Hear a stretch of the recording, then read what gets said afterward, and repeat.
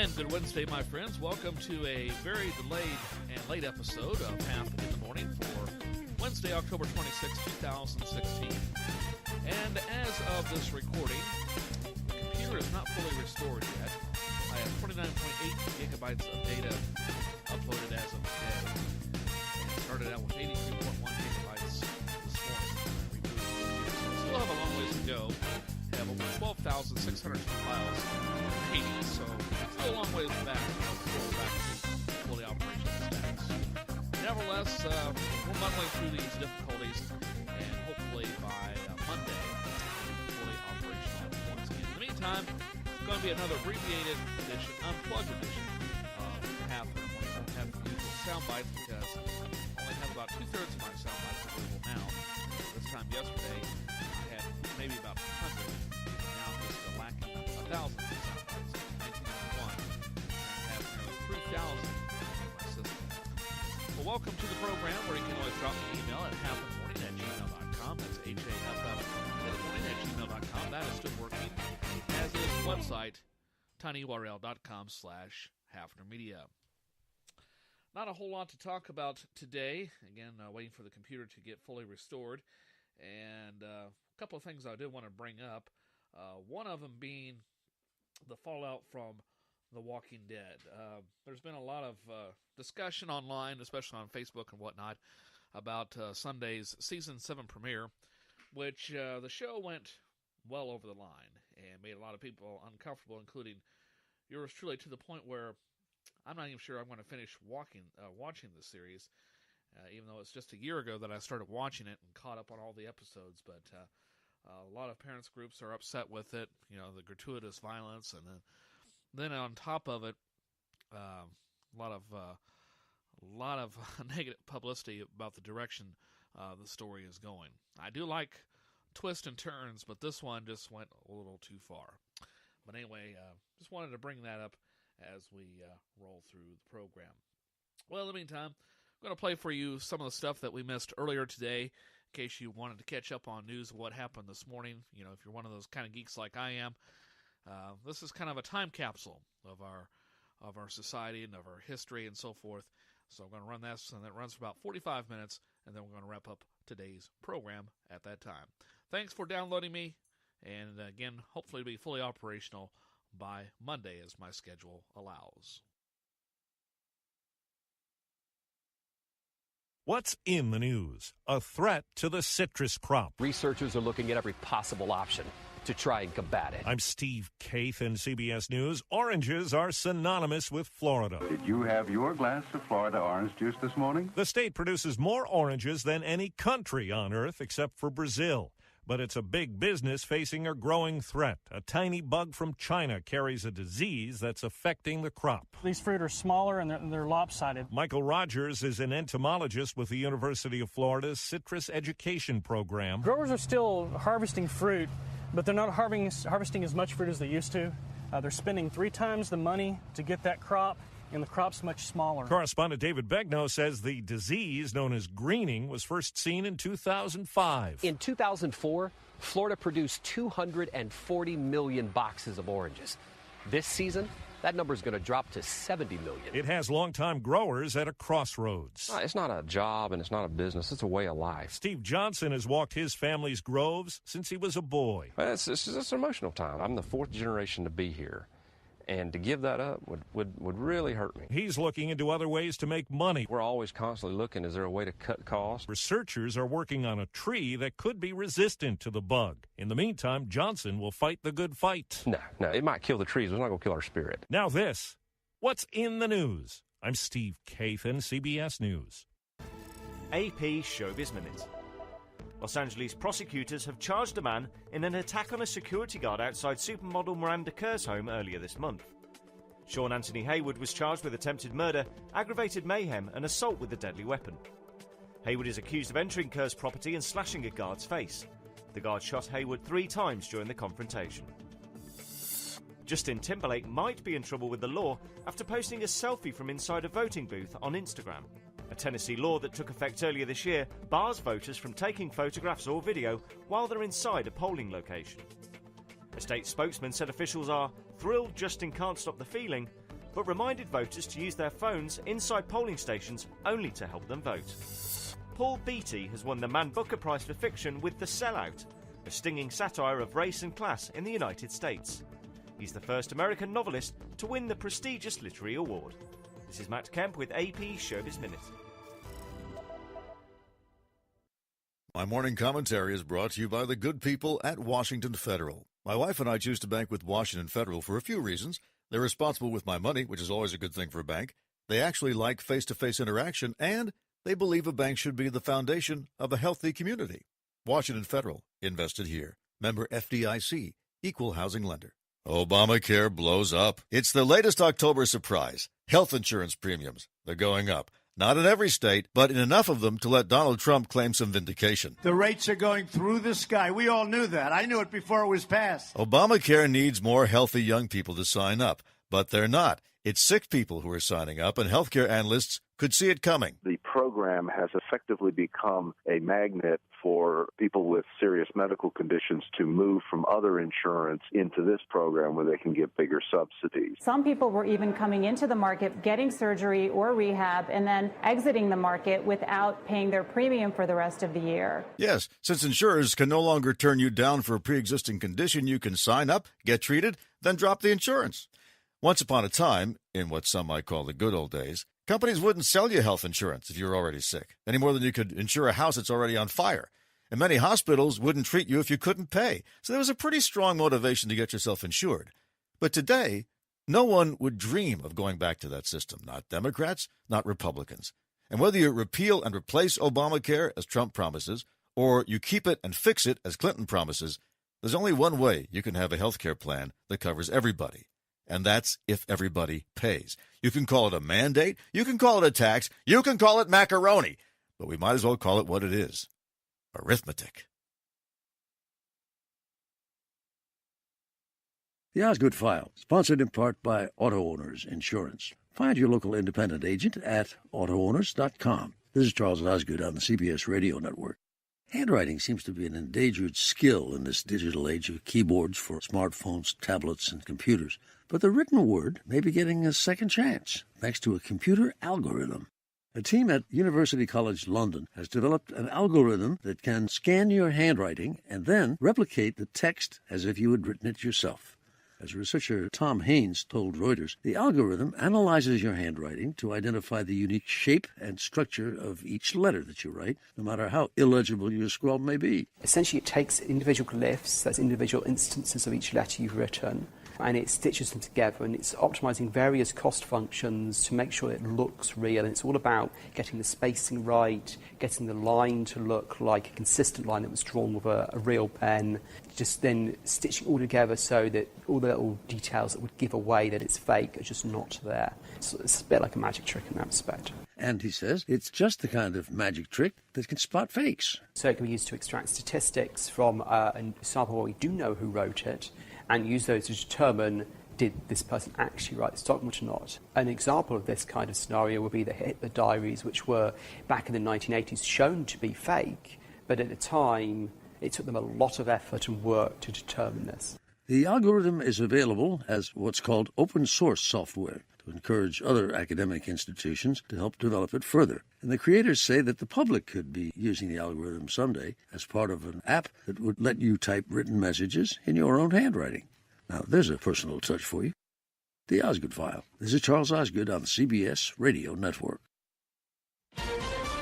Rallying support. Cast your ballot today. And safeguarding the vote. It's really around creating doubt in the integrity of the election process. Election rhetoric impacts the border. We're getting mass spikes of people crossing. Autism and early intervention. This is something that you can do that can make a difference.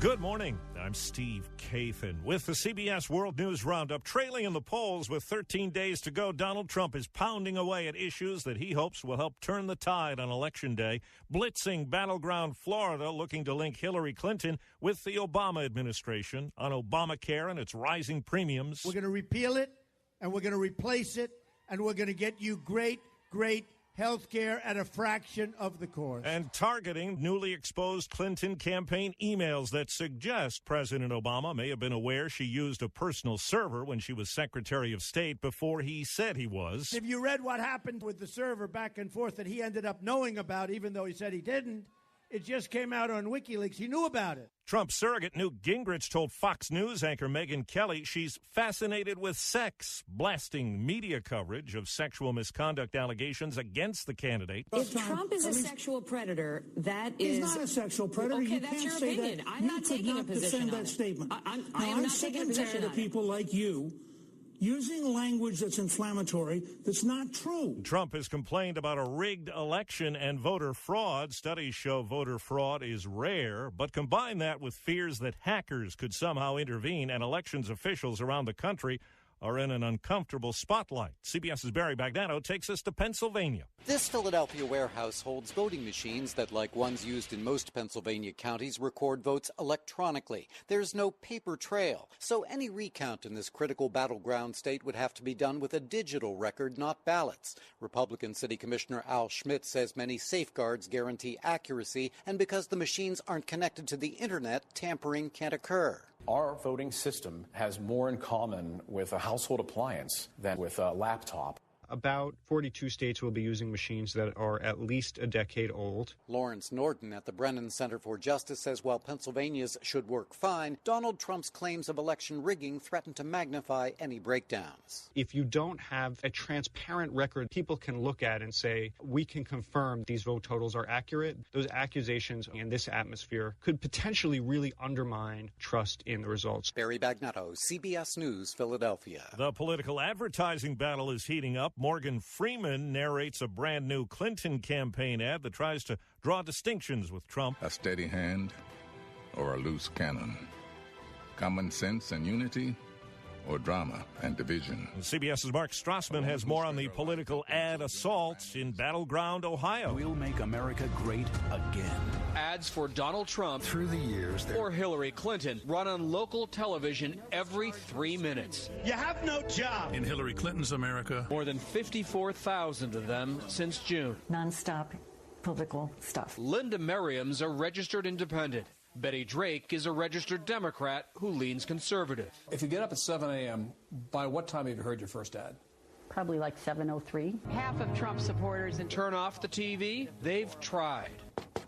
These campaigns, I work for the Hillary Clinton campaign, will hunt you down. You get calls all day long from numbers you don't recognize. Right. This has been going on for a year. So what do you think that phone call was? I think it was a robocall. I'm Donald Trump. And I approve this message. Does this kind of blitz work? No. Professor Justin Buechler teaches political science at Case Western Reserve University. The marginal benefit of every additional ad is basically nothing. Over the last 4 months, the two campaigns have spent more than $32 million on ads in Ohio. There are political overtones as the Border Patrol reports a surge in people from Central America entering the country illegally to seek asylum. Many are unaccompanied children. Agent Chris Cabrera. The smugglers are telling them if Hillary gets elected, there'll be some type of amnesty, so they need to get here by a certain date. They're also being told that if Trump gets elected, there's going to be some magical wall that pops up overnight. A new study is being hailed as a major contribution to autism research. We're live with CBS's Vicki Barker. First structured, randomized study to show early intervention can make a big difference. What we're aiming to do is to work with parents to help them fine-tune and focus their interaction with the child with autism. Researcher Jonathan Green's team coached parents to spot and build on their children's subtle attempts at communication. This mother calls it hard work, but worth it. You see it working, then you're encouraged to carry on. 6 years on, the severely autistic 3-year-olds whose parents got that training functioned significantly better than the control group that didn't. Steve? The Cleveland Indians took Game 1 of baseball's World Series with a 6-0 win over the Chicago Cubs. Game 1 was dominated by the Cleveland Indians. Swung on and blasted, deep left field, gone! The call on the Indians radio network, the hitting star for the Indians, normally light hitting catcher Roberto Perez, he had 2 home runs. I put a lot of work in my offense. The pitching star for the Indians was starter Corey Kluber. He went 6 innings, allowing just 4 hits. Steve Futterman, CBS News at the World Series in Cleveland. And tonight's Game 2 will start an hour early because of a rainy forecast. CBS's Pam Coulter has our morning look today at the candidates and the issues. A strong backer of public education, Hillary Clinton supports universal preschool, higher pay for teachers, and debt-free college for students. We can get the resources that our schools and our educators deserve and need to succeed. Donald Trump wants merit pay for teachers, an end to the national standards known as Common Core and school choice. Parents will be able to send their kids to the desired public, private, or even religious school of their choice. Saying education's big problem is the federal government, Trump would make big cuts there. You have a Department of Education that is totally out of control,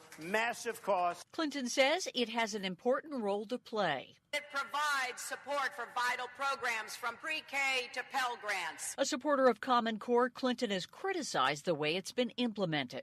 Where they stand. Pam Coulter, CBS News. A woman's bid to teach her husband a lesson backfired, and the couple is now reaping a windfall. Glenda Blackwell of Leicester, North Carolina, complained that her husband Buddy was wasting money on lottery tickets. So to show him what a bad bet they are, she bought a Carolina Millions scratch-off ticket. I started scratching it, and when I scratched the 2, there was $1 million winner under the 2. She won $1 million. The Blackwells are taking the lump sum, which comes to $415,000 after taxes. I had to eat my words, but they were worth eating. So I was very happy. Bill Whitney, CBS News. I got this feeling. It seems singer Justin Timberlake broke the law when he snapped a selfie of himself voting in Tennessee. Voting booth selfies are illegal there. A judge in Michigan blocked enforcement of that state's ban, saying it violates free speech. Selfies are legal in voting booths in 19 states, but not widely encouraged. That's the World News Roundup. I'm Steve Kathan, CBS News. Missouri Net News, good morning. I'm Jason Taylor. 185 pieces of evidence, a motive that can't be discussed yet, and a sheriff who hopes a 16-year-old suspect will be tried as an adult. The teen's accused of stabbing an 80-year-old woman to death near southwest Missouri Stratford Friday.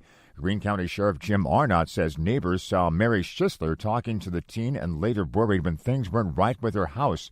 Arnott says troopers later found the teen in Schisler's pickup near Marshfield. We did respond up with the suspect and was able to locate Mary within 30 seconds. Our Springfield affiliate KSGF Radio reports the victim was found dead 200 feet from her house. An autopsy shows she suffered a blow to the head and was stabbed. Sheriff Arnott describes it as a horrific crime, brutal and random. A Missouri professor says a new sentencing law could allow arguments for further leniency. Elisa Nelson reports. A University of Missouri social work professor says the state's new sentencing law for juveniles convicted of first-degree murder could allow some to continue to argue for further leniency. Clark Peters says the law requires Missouri to offer a life without parole or a minimum 25-year sentence for those under 18 who've been convicted of murder. You know, it started with the death penalty, then it went to automatic life without parole was prohibited by the Supreme Court.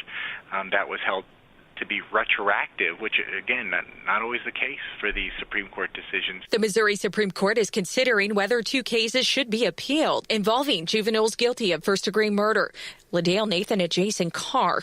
Carr was convicted of the 1983 killings of 3 family members in southern Missouri. Nathan was convicted of the 2009 killing of a St. Louis woman. Elisa Nelson, Missouri Net. Webb City State Representative Charlie Davis tells our Joplin affiliate KZRG that if he's reelected, he'll introduce legislation to repeal a law which prohibits election booth selfies. He thinks the measure is a violation of First Amendment rights. Missouri U.S. Senator Claire McCaskill is happy graduate teaching students at the University of Missouri are getting health subsidies. The Democrat says she fought to extend a temporary fix after a glitch in the Affordable Care Act threatened to discontinue the coverage. McCaskill claims Medicaid would have always covered the students if Republican state lawmakers had agreed to expand the federal program. These graduate students are just one example of many examples where we've had to scramble to try to get health care when all the legislature would have to do is say, well, of course, we will be happy willing to take 90 cents of every dollar from the federal government that we pay for Medicaid. Some Republicans think the federal government won't follow through with 90% funding of Medicaid. They also say the state's portion is far too expensive and would cause Missouri to fall into debt. Kansas City police investigating a deadly triple shooting last night as a murder-suicide. They found one victim inside a home in the Brookside area with gunshot wounds. That person taken to a hospital with critical injuries. 2 more victims found inside the home dead. Jason Taylor, Missouri Net.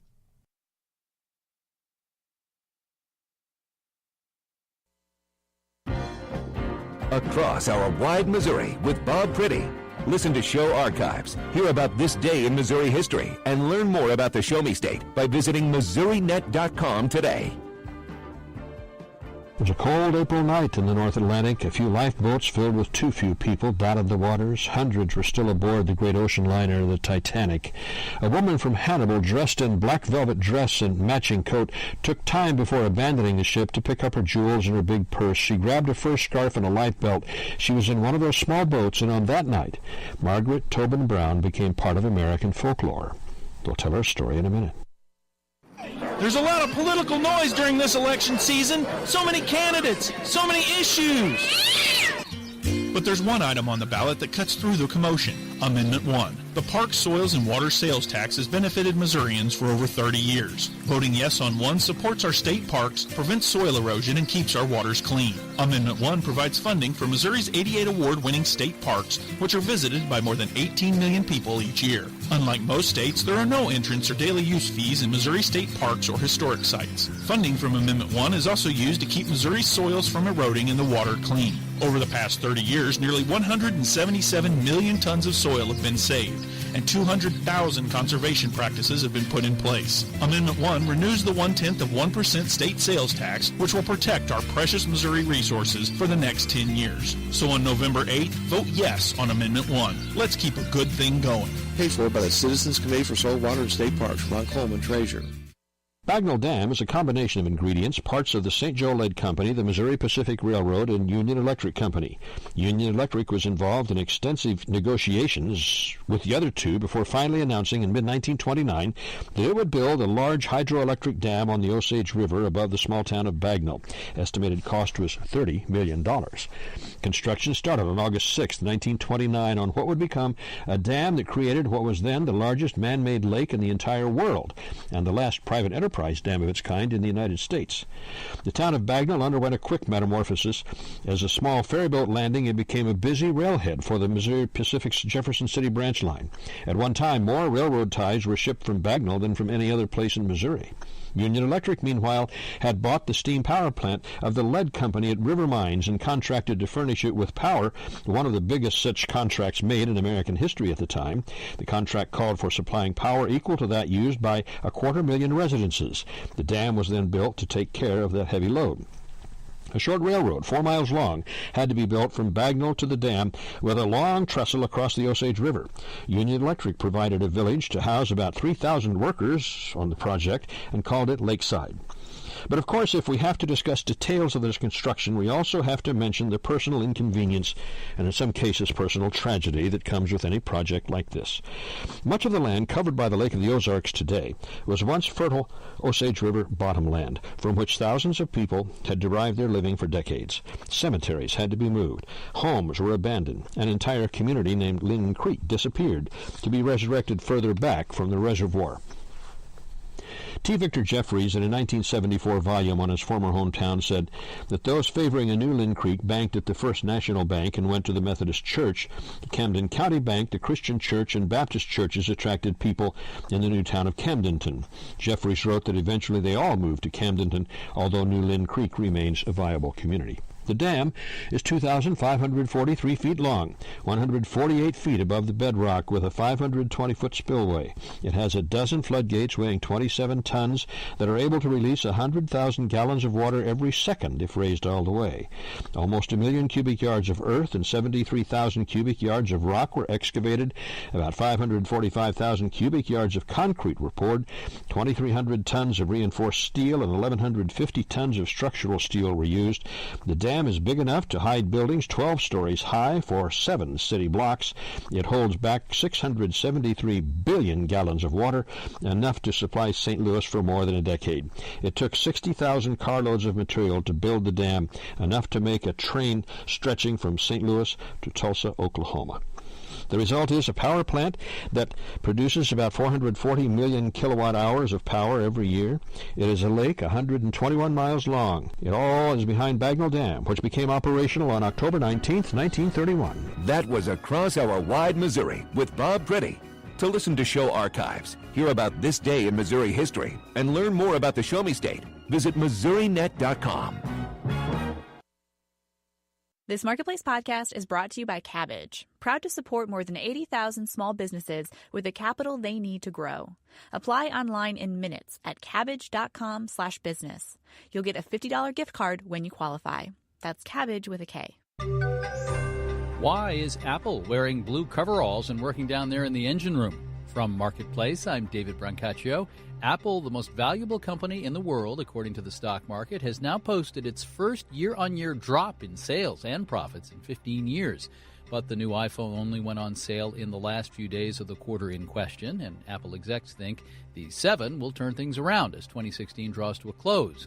Sales have been slowing for Apple, especially in China, but Apple sees opportunity in many places. It's wristwatches and, much less glamorously, in the plumbing that keeps the data flowing at companies. Adam Lashinsky covers Apple for Fortune magazine.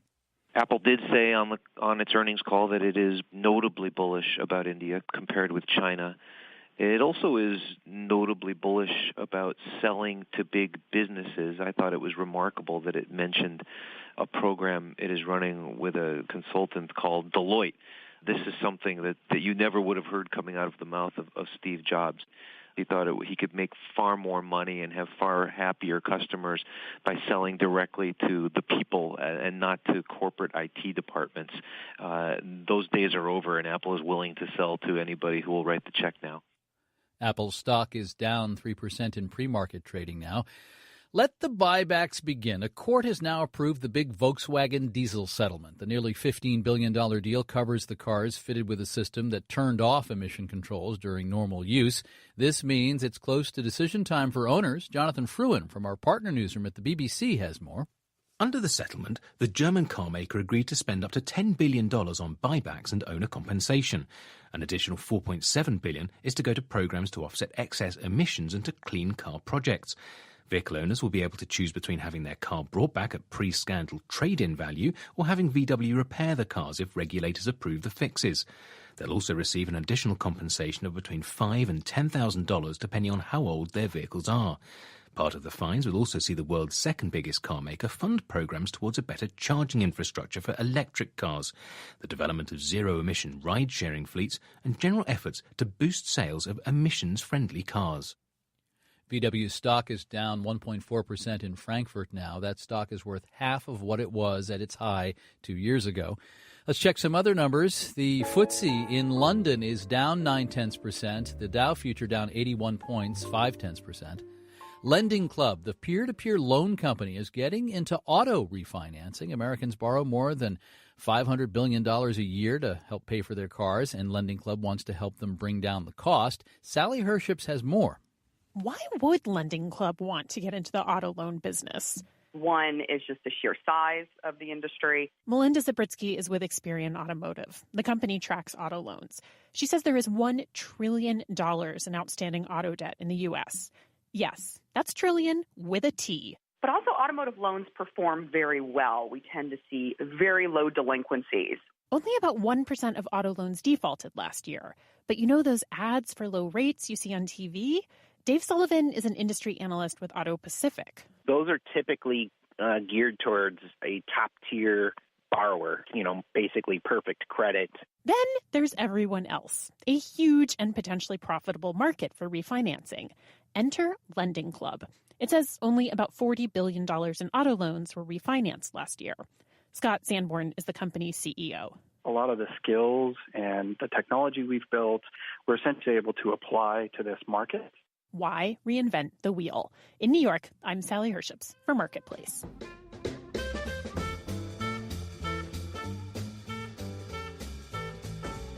A story we've been covering over the last week, the Saudi government borrowing money from international investors. Can you believe it?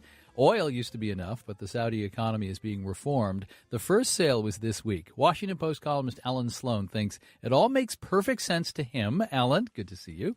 Good morning, David. So this isn't all a sign of Saudi weakness. They're selling these bonds, the country pressed to diversify their economy for a future less dependent on their big thing, oil? The people running the place are smart in the financial sense, and they're getting the money now when it's cheap and available instead of having to wait.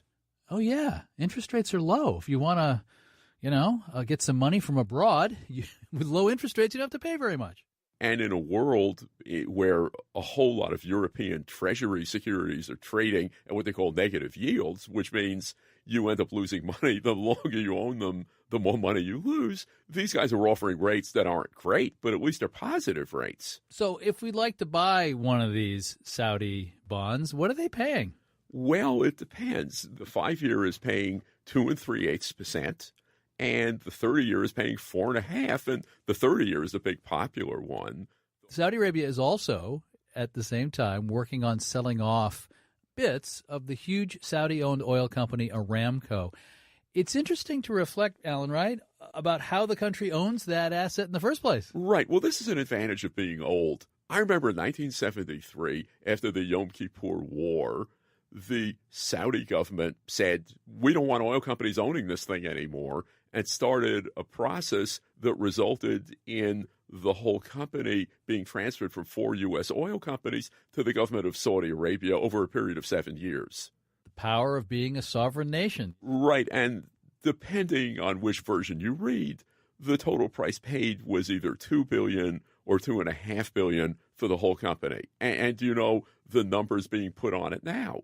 Large numbers? 1.2 trillion. With a T, you just said. With a T, which is a lot more than whatever it was, $2.5 billion.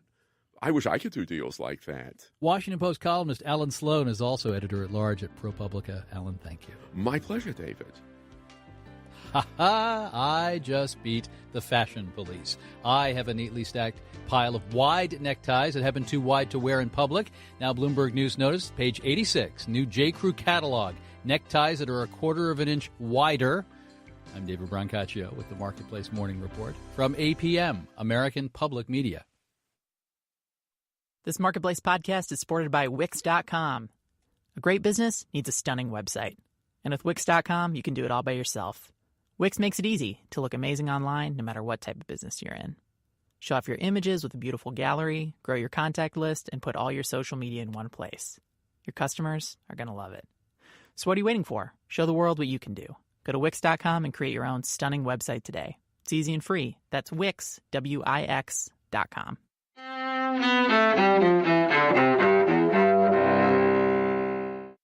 October 26, 2001. In Washington, President George W. Bush signs the USA Patriot Act more than a month after the September 11th attacks. The act gives federal authorities unprecedented ability to search, seize, detain, or eavesdrop in their pursuit of possible terrorists. It will help law enforcement to identify, to dismantle, to disrupt, and to punish terrorists before they strike. 1972. American and North Vietnamese negotiators reach a ceasefire agreement. Henry Kissinger, President Richard Nixon's national security advisor, declares, "We believe that peace is at hand." But the agreement soon collapses after South Vietnam objects. Months later, a new agreement is signed, ending America's military role in the Vietnam War. 1881. The gunfight at the OK Corral takes place in Tombstone, Arizona. That's where Wyatt Earp, his 2 brothers, and Doc Holliday confront Ike Clanton's gang. 3 members of Clanton's gang are killed, while Earp's brothers are wounded. 1942. You're not crucifying people outside the church on Good Friday. Bob Hoskins, the character actor whose roles include Who Framed Roger Rabbit, The Long Good Friday, and Mona Lisa, is born in Britain. In 1946, Pat Sajak, longtime host of the game show Wheel of Fortune, is born in Chicago. Today in history, October 26th, Carlotta Bradley, The Associated Press. The Writer's Almanac podcast is supported by SignatureReads.com, a reader and writer-focused website now offering listeners a free guide to writing advice featuring famous authors at SignatureReads.com/writing. And here is the Writer's Almanac for Wednesday, the 26th of October, 2016. It's the birthday of the playwright John Arden, born in Barnsley, England, 1930, best known for his play Sergeant Musgrave's Dance. It was on this day, 1900, Henry James wrote his first letter to the young novelist Edith Wharton, beginning a long friendship. Wharton was an admirer of James's work. She sent him one of the first short stories she ever wrote.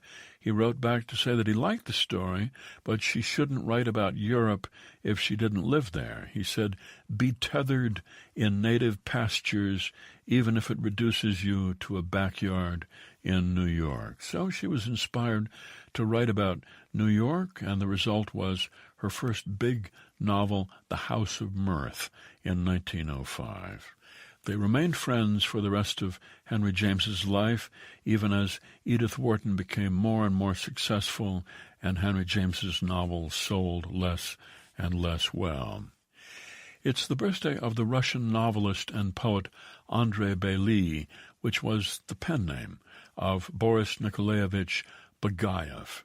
Born Moscow, 1880, best known for his 1913 novel Petersburg, a book of which Nabokov said, "My greatest masterpieces of 20th century prose are Joyce's Ulysses, Kafka's Transformations, Bely's Petersburg," a story of conspiracy and betrayal during the 1905 Russian Revolution.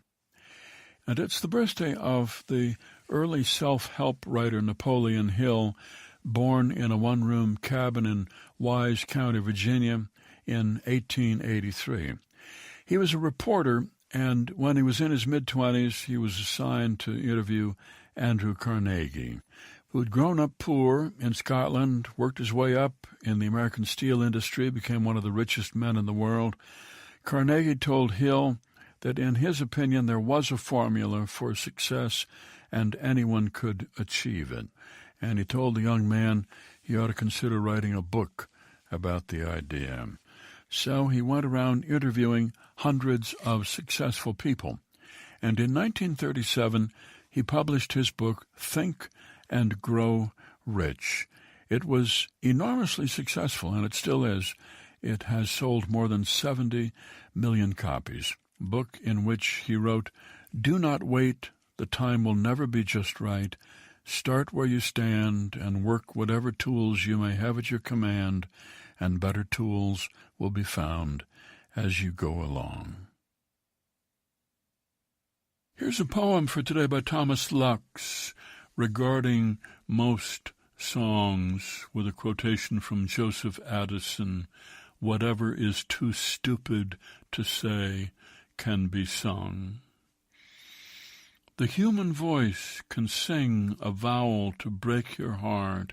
It trills a string of banal words, but your blood jumps regardless. You don't care about the words, but only how they're sung and the music behind, the brass, the drums. Oh, the primal, necessary drums behind the words. So dumb, their power, the bang and the boom, and again the bang, we cannot, need not, live without, nor without other means to make sweet noise, the guitar or violin, the things that sing the plaintive, joyful sounds, which is why I like songs best when I can't hear the words, or better still, when there are no words at all. Regarding most songs, a poem by Thomas Lux from The Street of Clocks, published by Houghton Mifflin and used by permission here on the Writer's Almanac, supported by the Poetry Foundation, publisher of Poetry Magazine, committed to discovering great poets and printing their verse, back issues and subscriptions available at poetrymagazine.org. Be well, do good work, and keep in touch.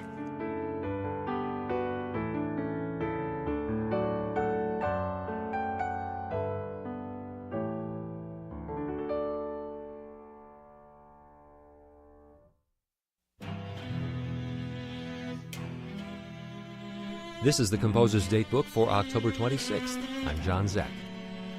On this day in 1919, Edward Elgar conducted the London Symphony in the premiere performance of his new cello concerto with Felix Salmond as soloist. What should have been a happy occasion turned out to be a frustrating one. There simply wasn't enough time to rehearse properly, and the premiere was a near fiasco. Puzzled, the less than full house in Queen's Hall gave Elgar a polite ovation, but left shaking their heads. Mrs. Elgar attributed the problem to the conductor, Albert Coates, who hogged all the orchestra's rehearsal time, working over the two pieces he was to conduct on the same program as the premiere of Elgar's new concerto, for which Coates would hand off the baton to Elgar. In her diary on October 26th, she writes, "Poor Felix Salmond in a state of suspense and nerves. Wretched hurried rehearsal, an insult to Elgar from that brutal, selfish, ill-mannered bounder, Coates." After the botched premiere of the new concerto, critic Ernest Newman reported, "Never, in all probability, has so great an orchestra made so lamentable a public exhibition of itself." Despite this rough beginning, Elgar's cello concerto has gone on to become one of the composer's best-loved works worldwide, and has proven to be a favorite with the great cellists of our time, including the late British cellist Jacqueline du Pré, whose recording we're listening to now. Composer's Datebook is supported by T. Rowe Price. The markets may be uncertain, but institutions, advisors, employers, and individuals choose T. Rowe Price's disciplined investment approach to help reach their long-term investment goals. T. Rowe Price. Invest with confidence. Composer's Datebook is a production of APM, American Public Media, and the American Composers Forum, reminding you that all music was once new.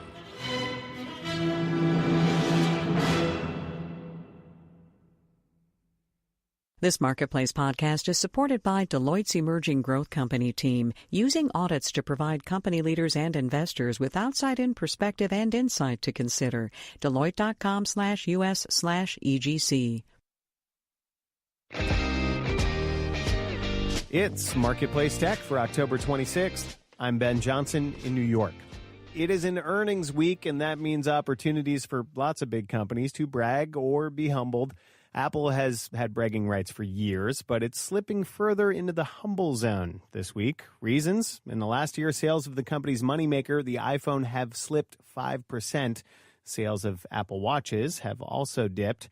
Message on the earnings call this week. Here's CFO Luca Maestri.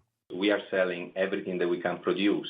And so we feel very confident about, the trajectory for the company and for iPhone going forward.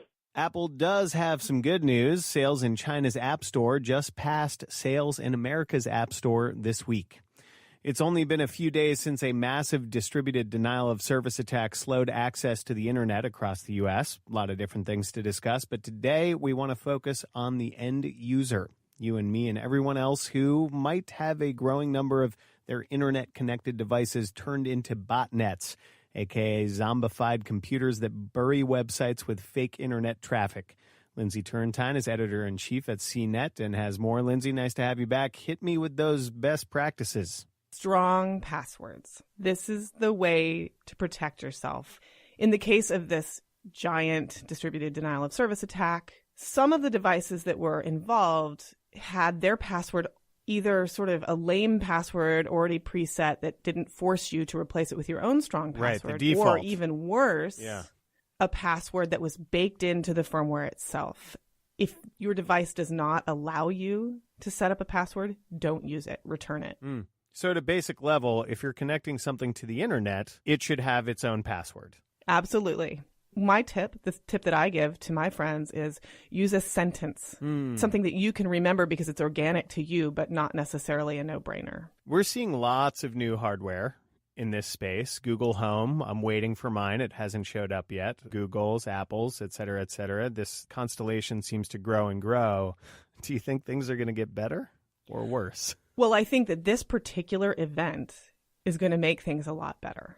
I think that all of those platform developers are being asked these really hard questions about what they're doing to protect households from possible attacks through third parties and making sure that they are also following good security practices. Lindsay, can I make a recommendation too? Yes, please. If you are making something or selling something, and also if you are buying something, your first question about a product is why? Why does it need to be connected to the internet? Well, I think that's a really good point and a really good question to ask yourself. And you have to ask yourself how much added convenience you're getting from the connection. Lindsay Turrentine, editor-in-chief at CNET. Lindsay, thanks a lot. Thanks, Ben.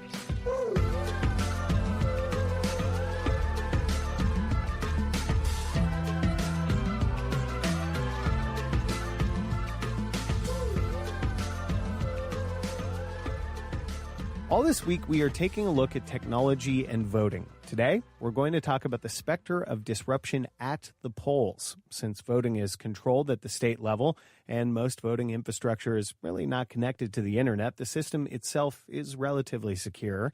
The security vulnerabilities, as they often do, come from us humans. Gregory Miller is co-founder of the Open Source Election Technology Institute.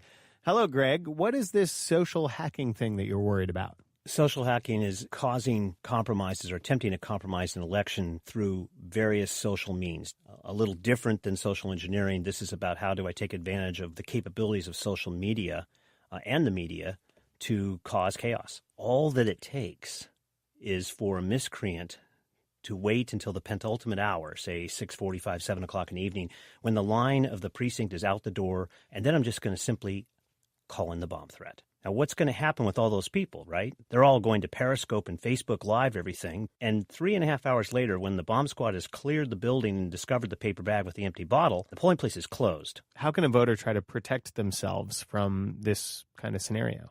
Believe it or not, we need them to do the very last thing they're likely to do. Which is? Turn off their phones. Put your head down, get your ballot cast.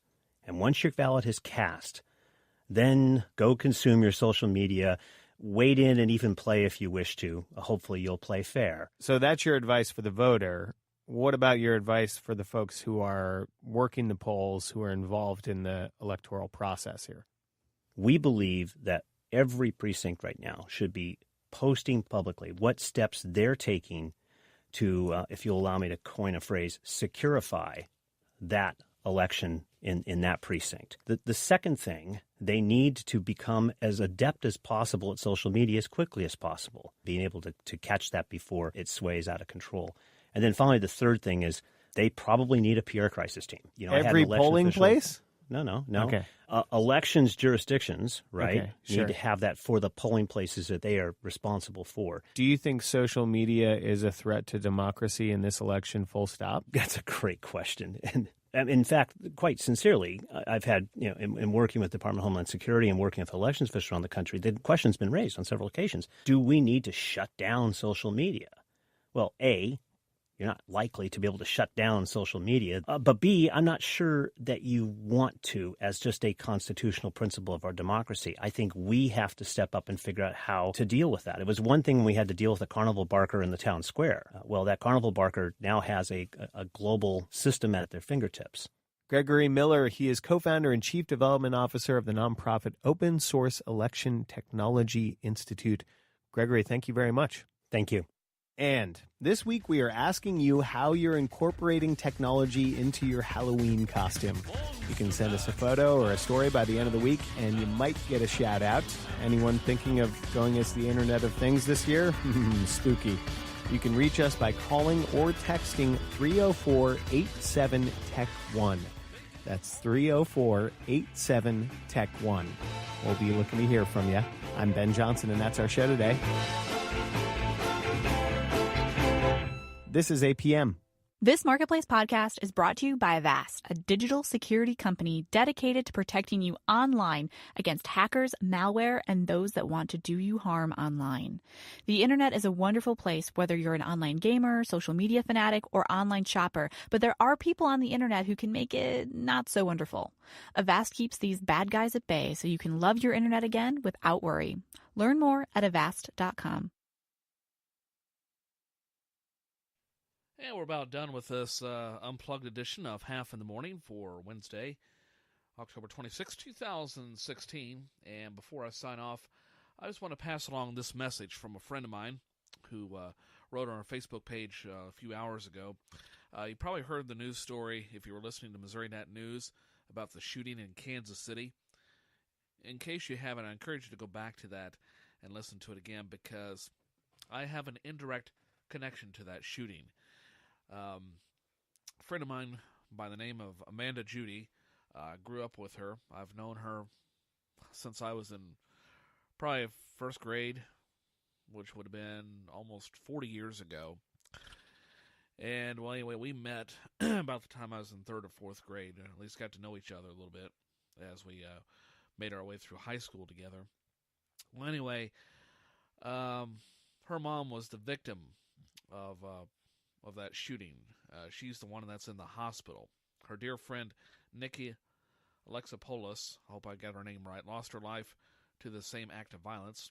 Anyway, Amanda's mom, Alice Snodgrass, continues to recover from gunshot wounds she has.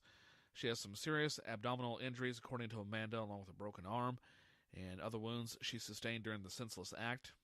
And Amanda wants to thank everyone for the calls, texts, and messages that you've sent to her family and during this time. And she also asks you to keep Kristen Ohlert and her family in your prayers. It is her mother who was killed. And continue to pray for all of us during this difficult time that is going on. And know that Alice Snodgrass is one tough cookie in fighting to recover every minute. So my heart definitely goes out to Alice Snodgrass. She was a teacher, home ec teacher, when I was at Fayette a long time ago, and has since retired. And it's been a rough couple of years. Her husband died not too long ago, and now this. I tell you, it's a crazy world, and a crazy small world, but we're all pushing for you, Mrs. Snodgrass, and wish you the best. And anyway, with that being said, I'm going to sign off this edition of Haff in the Morning. Hopefully have the computer fully restored here before very long. I continue to look at the number of files left to go, and now we're downloading 31 gigabytes of 83.1 gigabytes. So I still have 12,319 files left to go. So again, I hope to have it fully restored, hopefully maybe by Friday afternoon at this rate. We shall see. Well, friends, my time is up. I thank you for yours, and I'll catch you again on another edition of Haff in the Morning.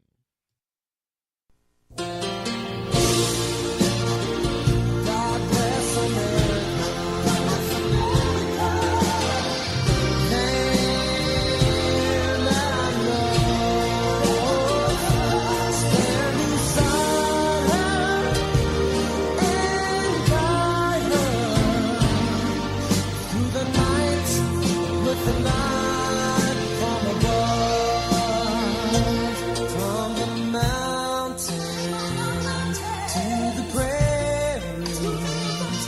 To